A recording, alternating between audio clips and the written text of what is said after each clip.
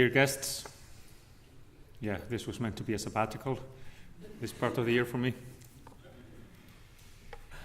It is both an honor and pleasure to deliver the opening address at this occasion when we formally launch the HÖFÐI Reykjavik Peace Center.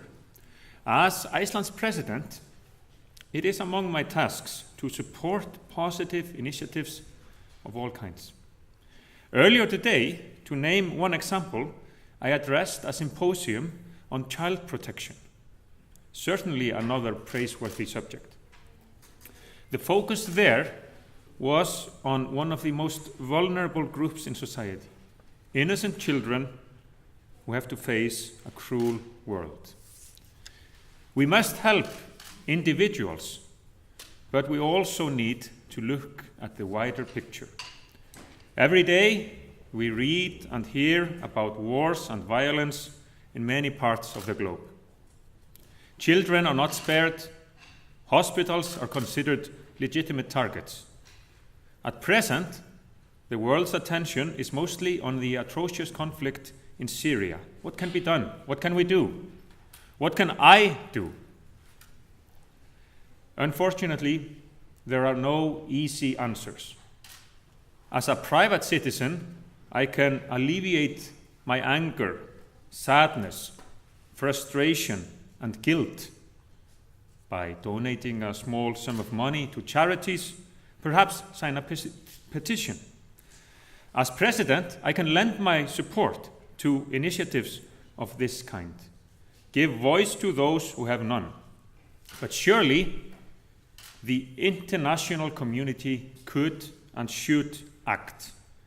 We need to do everything in our power to end the violence, at least to spare the children, spare the hospitals, and allow neutral voluntary units to deliver food and medical supplies to innocent victims of war. At this initial symposium of the HÖFÐI Reykjavik Peace Center, the focus will be on citizens, cities, peace, and power. Why Iceland? Why Reykjavik? Why HÖFÐI? To our guests from abroad, I could say, welcome to Iceland, the land of the Vikings. And alarm bells might ring. We Icelanders often pride ourselves of our Viking past. It could be argued, however, that the Vikings were the terrorists of their time, murderous villains who should not be revered at all. Actually, the story is more complex. The Vikings were also merchants and tradesmen. And when the settlement of Iceland began in earnest, the Viking age was nearing its end. If anything, Iceland was mostly a retirement home for a few Vikings who had to content themselves with telling tales about their alleged heroics abroad. We should also keep in mind that we Icelanders have never suffered from large-scale wars on our soil. Yes, the country was ravaged by civil strife in the 13th century and unrest lingered on. Still, the weaponry was primitive. Throwing stones was at times the preferred way of fighting. In the 20th century, Iceland was not a direct party in the two world wars. In 1945, the country could not be a founding member of the United Nations because the government refused to declare war on the then defeated Axis powers.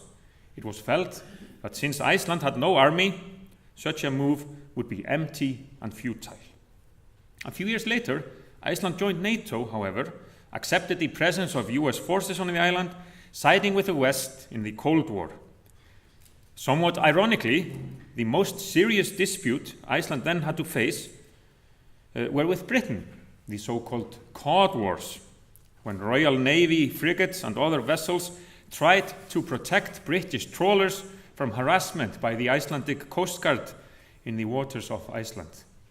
It could be argued that we then saw Iceland's only contribution to weaponry in the world, a special cutting device which severed the fishing nets from the trawlers. And then came the end of the Cold War. Just like we Icelanders cannot and should not call ourselves the land of the Vikings, we should not maintain that the Cold War came to an end here in Iceland, or that we ourselves had a pivotal role to play on the world stage. Yet, we can proudly point to the fact that it was here in Reykjavik, at HÖFÐI House, that Ronald Reagan and Mikhail Gorbachev had a very important meeting of minds.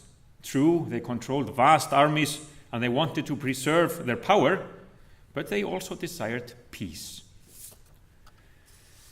HÖFÐI House, the setting of that historic occasion, has become a symbol for the search for peace and disarmament. Let us use that symbol for good. There is an Icelandic saying that words come first. Orð eru til alls fyrst. We were no Vikings, but we could tell Viking tales. We have had no direct experience of war, but we have empathy. And now we can offer a venue for words to end wars. Thank you very much.